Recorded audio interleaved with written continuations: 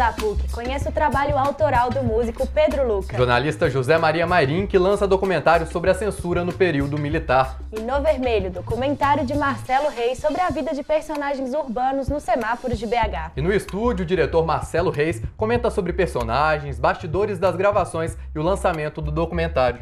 Hoje é quarta-feira, 23 de março e começa agora o Espaço PUC. Você por dentro do que acontece na universidade.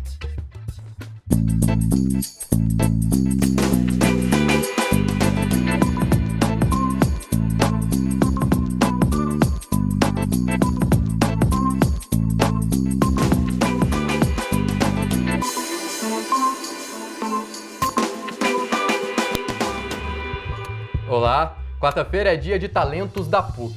E hoje você vai conhecer o trabalho de um estudante que concilia os estudos com a música. Cantar bem é um processo que exige muita dedicação e paciência. E mais difícil ainda é se lançar profissionalmente no mundo da música. Agora você confere a história do Pedro Luca, apaixonado por música que descobriu no curso de Publicidade e Propaganda uma ótima oportunidade para iniciar a carreira musical. Veja só!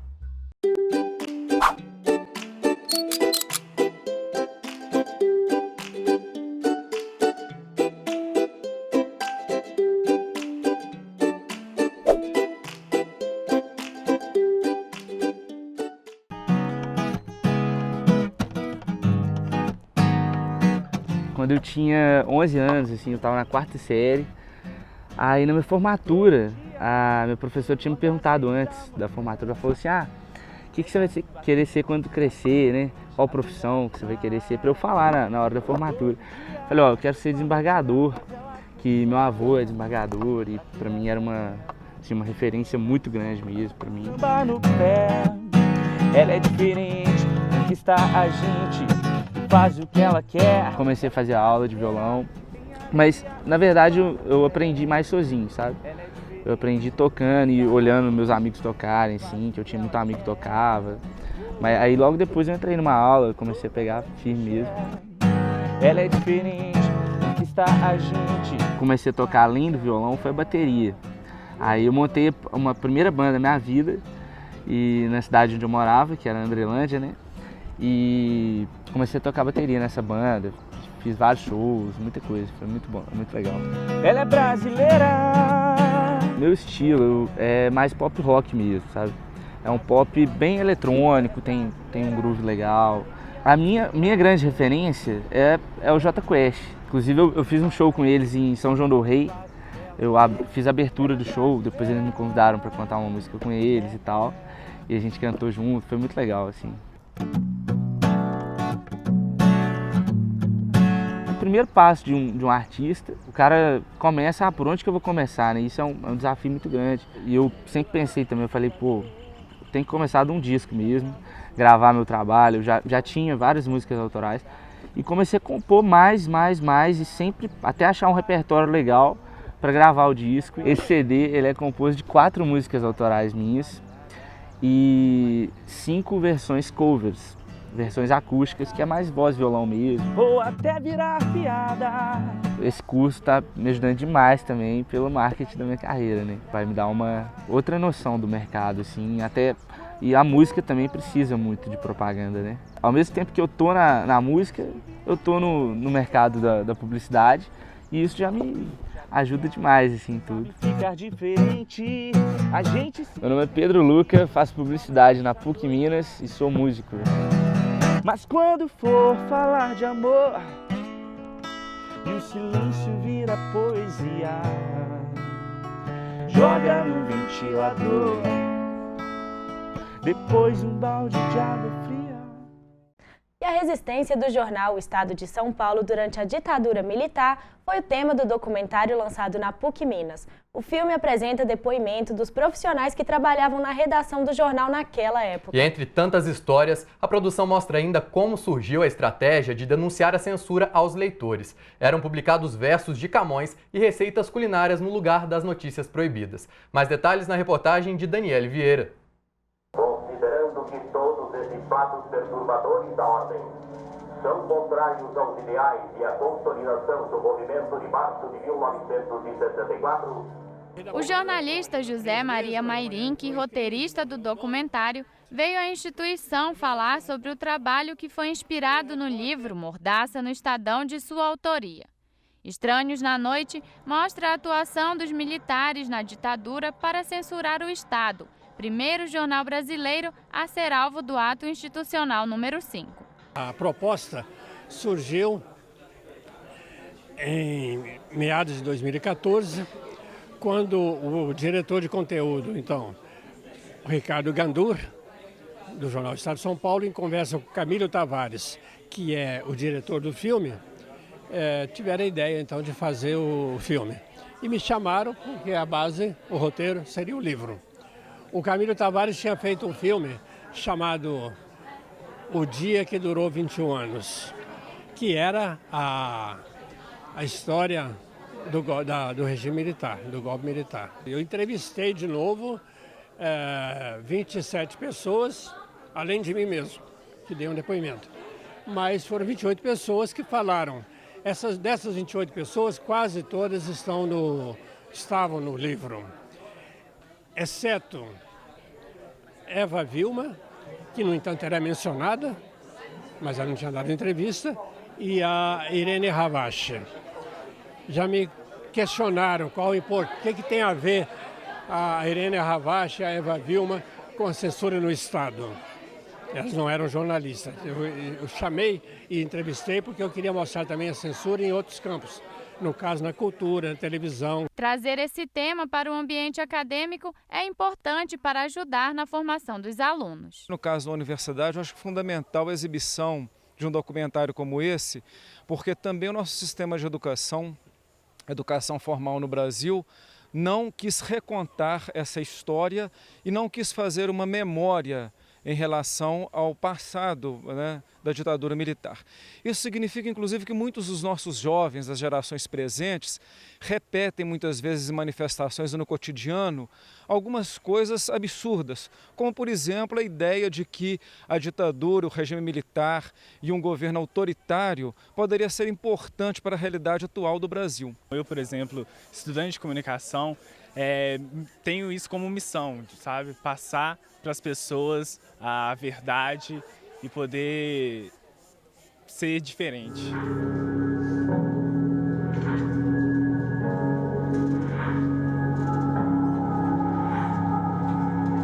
E amanhã é dia de Repórter PUC. O Pablo Nascimento traz um tema especial para debate no programa. E o assunto em discussão é a recente aprovação da lei que amplia a licença paternidade de 5 para 20 dias. Não é isso, Pablo? É isso mesmo, Sérgio. A lei foi aprovada, mas não vale para todo mundo não. Apenas para os funcionários das instituições adeptas ao programa Empresa Cidadã. Então nós vamos refletir sobre a aplicabilidade dessa lei e os reflexos que ela traz para a sociedade e para a família. Então também vamos receber no estúdio para discutir o assunto a doutora Tatiane Machado, que é assessora jurídica do FEComércio. Então não deixe de assistir o quadro Repórter PUC amanhã às 4h30 da tarde pela PUC TV Minas e TV Horizonte. Pablo, e o Espaço PUC vai para um rápido intervalo. No próximo bloco você vai conhecer o novo documentário de Marcelo Reis, No Vermelho. E para conversar mais sobre o lançamento, recebemos o diretor no estúdio. Não sai daí, é rapidinho.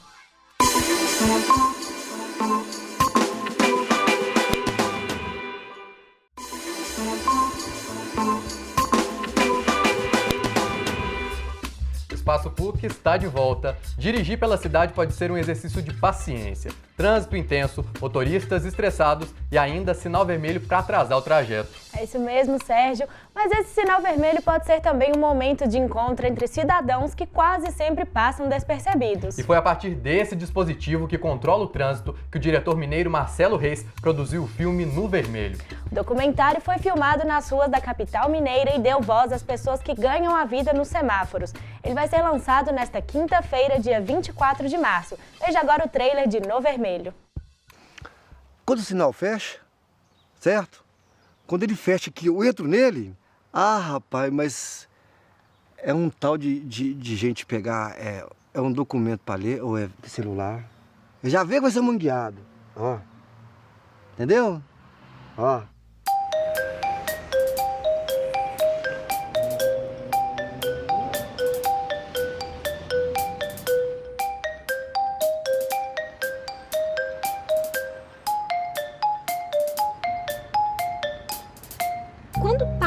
o carro, muitas vezes a pessoa está muito nervosa. Então ela para estressada ali, poxa, parou sinal vermelho pra mim, caminhos fechados pra mim, sabe? Aí de repente chega uma pessoa e quebra essa realidade completamente. Eu gosto de fazer isso. Vamos cá aqui. Senão a gente trabalha com o pessoal mais que tem um dinheiro mesmo. Condição financeira melhor. Se você tiver uma coisa que chama a atenção deles, eles compram. Se você passar de carro assim, às vezes você nem repara que a gente tá olhando, aí você fala, nossa, que goiaba bonita. É só se a gente consegue ler os lábios seus. Nossa, goiaba bonita. E aí, brother? Beleza, tranquilo? Bom dia. Vamos levar uma balinha hoje? Eu que agradeço. Aquele espaço lá eu vejo como um escritório. Meu escritório é ao ar livre, que ali eu vou e atendo um, atendo outro. Tem aqueles que eu conheço, tem aqueles que eu não conheço, que eu possa conhecer. Atualmente são 23 anos. E para esses 23 anos não foi fácil.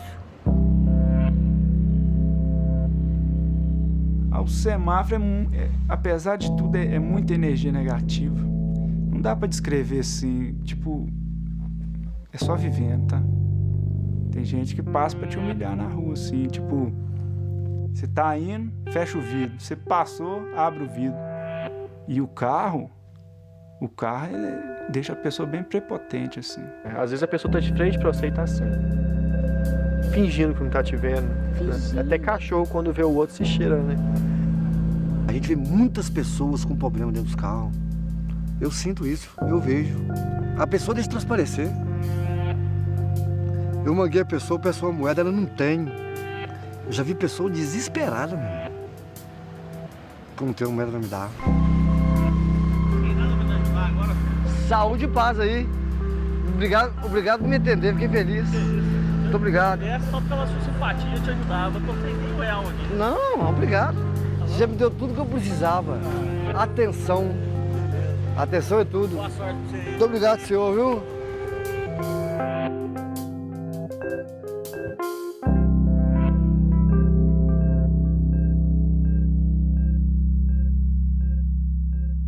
Marcelo Reis é produtor audiovisual desde os 16 anos. Como documentarista, já realizou uma dezena de curta-metragens, e entre eles Esculacho e o longa Aterro. E para falar sobre o lançamento de No Vermelho, segundo longa-metragem de sua carreira, recebemos agora no estúdio o diretor e produtor Marcelo Reis. Marcelo, seja bem-vindo ao Espaço PUC. Obrigado pelo convite. Bom, Marcelo, já pelo trailer deu pra gente notar, né, relatos marcantes e ao mesmo tempo tão reais, né? Quando que surgiu essa necessidade de dar voz a essas pessoas que veem no semáforo, no trânsito, o sustento? Sim, a marca do meu trabalho é muito buscar esse tipo de voz, de gente que de alguma maneira tá à margem na cidade, na grande cidade. No caso, até o momento, eu acho que Belo Horizonte é o suficiente como exemplo, como um recorte que represente todas as outras grandes cidades no Brasil.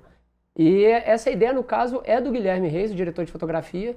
No almoço, ele falou, por que não um documentário sobre as pessoas que vivem no sinal de trânsito? Pensa nessa ideia. E daí, é claro, eu escrevo o projeto, o argumento, o roteiro, apresentei para a Lei Municipal de Incentivo à Cultura, ele é financiado pela Lei Municipal, e o No Vermelho ficou pronto. Marcelo, conta pra gente esse processo de produção, né? Alguma curiosidade, como que foi feita a escolha dos personagens, né? Esse trabalho em campo? Então, o trabalho em campo ele começa com a pesquisa. A gente calcula cerca de 1.000 quilômetros andados só em Belo Horizonte com GPS. A pesquisadora é a Patrícia Vieira, ela até estuda cinema aqui na PUC. E a gente circulou esses 1.000 quilômetros, catalogou um pouco mais de 230 pessoas. E no meu feeling, você vai escolhendo quem vai funcionar em frente à câmera, quem tem uma boa história, quem efetivamente está na rua, porque tem gente que passa, fica um mês, uma semana, um ano e sai fora. Então a escolha foi muito na intuição. Tem desde você encontrar um personagem como o Eduardo, esse que abre e fecha o trailer, que é um personagem fantástico, que ele aparece para você assim, no meio do nada, até no caso os três irmãos, na verdade, que trabalham vendendo frutas, que eles vendem fruta desde criança. E eu era criança do lado de dentro do carro, minha mãe sempre parava e comprava fruta deles. Então tem essa diversidade até na relação da rua comigo mesmo, na minha vida aqui em Belo Horizonte. E como esses personagens receberam esse convite para gravar e mostrar a história deles?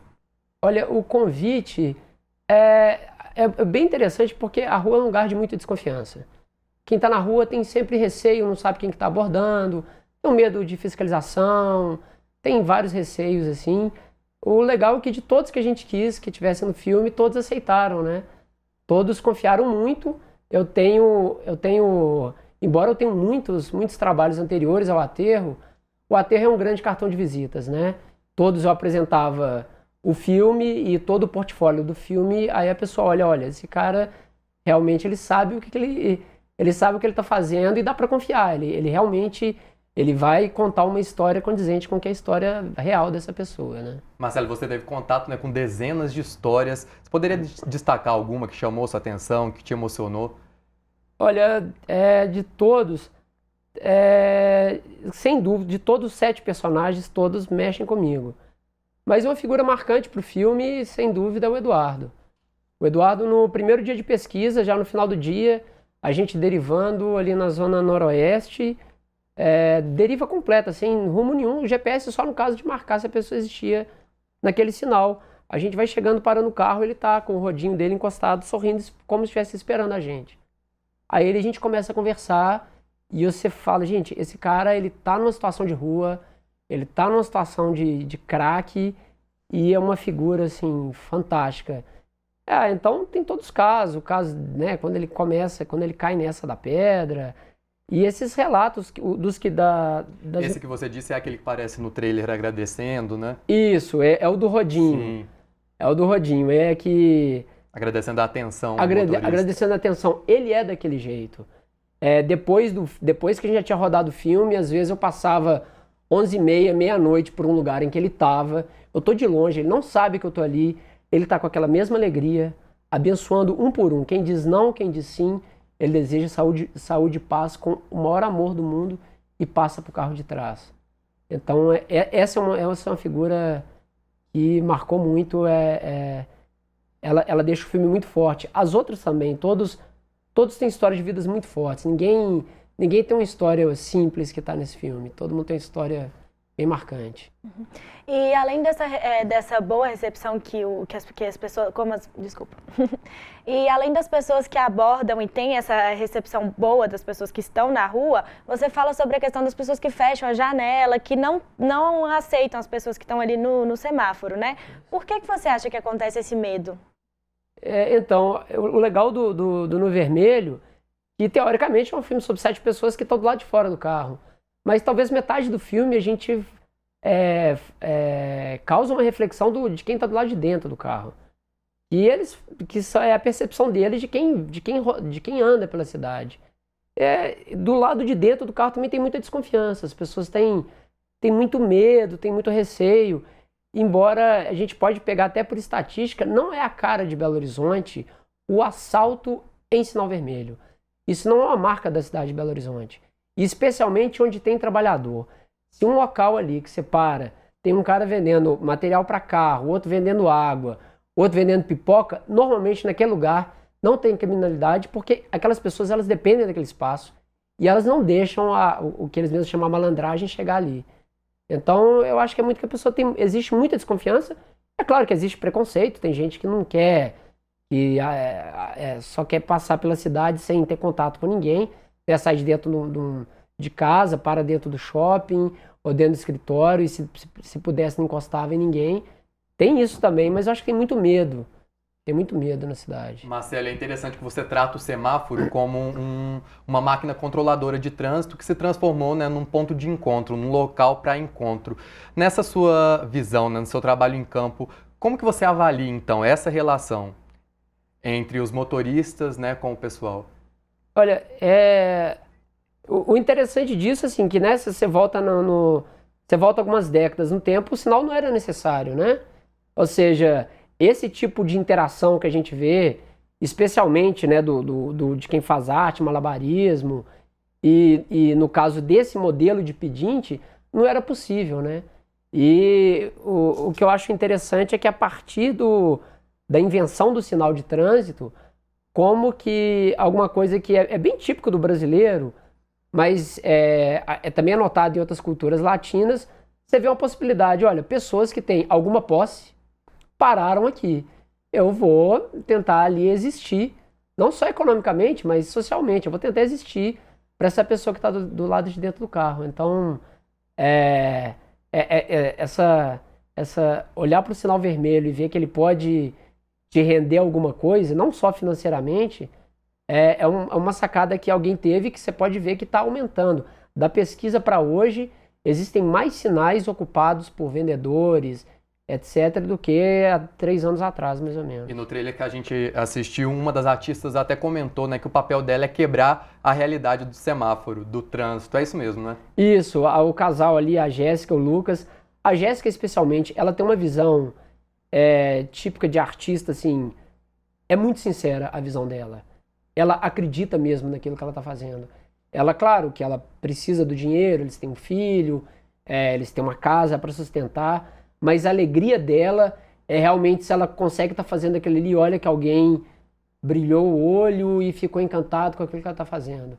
Ela acredita muito na arte, ela não dá conta de existir no mundo sem essa arte. É claro que eles trabalham em outros locais, mas a rua é o local em que ela escolheu para essa quebra de realidade, que a pessoa não está esperando por um show ali, né? A pessoa quer chegar no destino dela e pronto, né? Marcelo, agora eu gostaria que você falasse um pouquinho sobre o seu trabalho, né? A gente selecionou aqui Aterro, em 2011, e Esculacho, de 2013, e as suas obras, né, junto com no Vermelho, elas têm muito esse lado de dar voz e visibilidade às pessoas que estão à margem, né? Isso, é um trabalho dessa maneira tem muito tempo. Eu comecei a fazer documentário em 2005. Tem curtas-metragens, alguns até relevantes, que fizeram alguns festivais, mas, sem dúvida, para mim, toda a minha carreira muda com Aterro, que é um longa sobre 7 senhoras, pioneiras na catação de lixo. Né? No caso, quando o lixão de Belo Horizonte era no Morro das Pedras. Mas é um documentário que consegue tratar da questão do lixo hoje no mundo. Tanto que o documentário tem prêmio né, na Colômbia, nos Estados Unidos. Foi comprado, licenciado para outros países. No caso, o Esculacho é sobre essa juventude que decidiu ouvir funk dentro do ônibus e agora, no caso, no Vermelho, são essas pessoas que estão entre os carros. Todos, de alguma forma, estão à margem, sim, da cidade. São pessoas que fazem parte da existência da cidade, mas pelos lados, né? A gente reconhece muito mais facilmente as pessoas, sei lá, o médico, o advogado, enfim, né? Às vezes o jornalista.